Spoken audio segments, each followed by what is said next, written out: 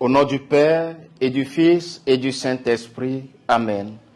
Ô Esprit Saint, Esprit d'amour, Esprit du Père et du Fils, éclairez-nous, guidez-nous, fortifiez-nous. Faites de notre cœur un cœur qui écoute, attentif au murmure de la grâce. Amen. Le Seigneur soit avec vous.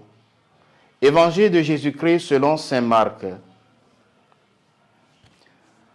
En ce temps-là, les pharisiens et quelques scribes venus de Jérusalem se réunissent auprès de Jésus et voient quelques-uns de ses disciples prendre leur repas avec des mains impures, c'est-à-dire non lavées.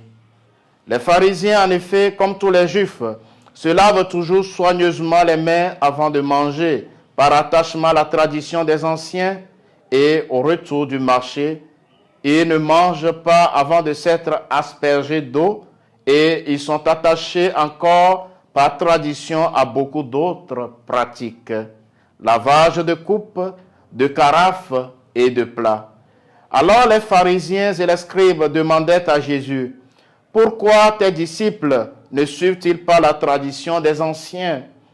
Ils prennent leur repas avec des mains impures. » Jésus leur répondit, « Isaïe a bien prophétisé à votre sujet, hypocrite, ainsi qu'il est écrit. Ce peuple m'honore des lèvres, mais son cœur est loin de moi. C'est en vain qu'ils me rendent un culte. Les doctrines qu'ils enseignent ne sont que des préceptes humains. Vous aussi, vous laissez de côté le commandement de Dieu pour vous attacher à la tradition des hommes. » Il leur disait encore, « Vous rejetez bel et bien le commandement de Dieu pour établir votre tradition. En effet, Moïse a dit, « Honore ton père et ta mère, et encore celui qui maudit son père ou sa mère sera mis à mort. » Mais vous, vous dites, « Supposons qu'un homme déclare à son père ou à sa mère, « Les ressources qui m'auraient permis de t'aider sont korban, c'est-à-dire dons réservés à Dieu. » Alors, vous ne l'autorisez plus à faire quoi que ce soit pour son père ou sa mère. Vous annulez ainsi la parole de Dieu par la tradition que vous transmettez. Et vous faites beaucoup de choses du même genre. Acclamons la parole de Dieu. Bien-aimés dans le Seigneur, en ce mardi 6 février 2024, mardi de la 5e semaine du temps ordinaire, année B, l'Église nous invite à commémorer le martyre du jésuite japonais Saint Paul Miki et ses versets compagnons martyrs.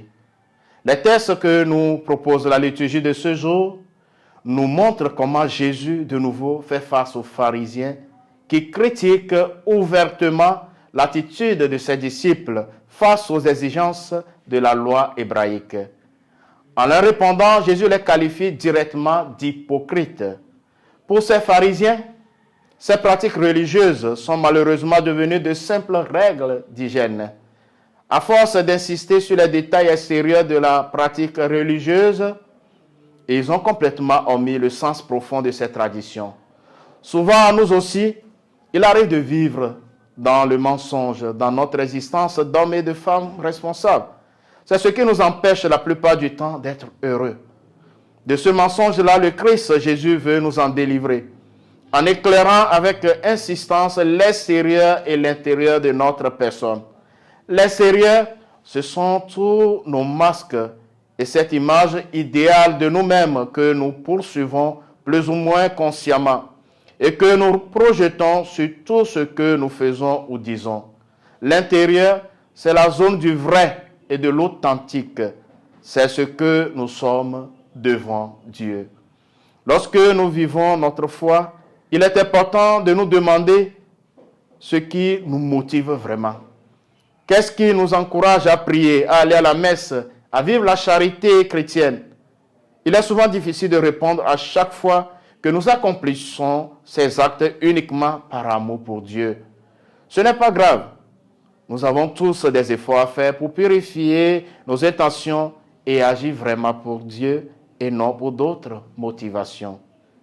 Frères et sœurs bien-aimés, prions Saint Paul Miki et ses compagnons martyrs de nous obtenir d'abondantes grâces en ce jour. Le Seigneur soit avec vous. Que Dieu Tout-Puissant vous bénisse, le Père et le Fils et le Saint-Esprit. Amen.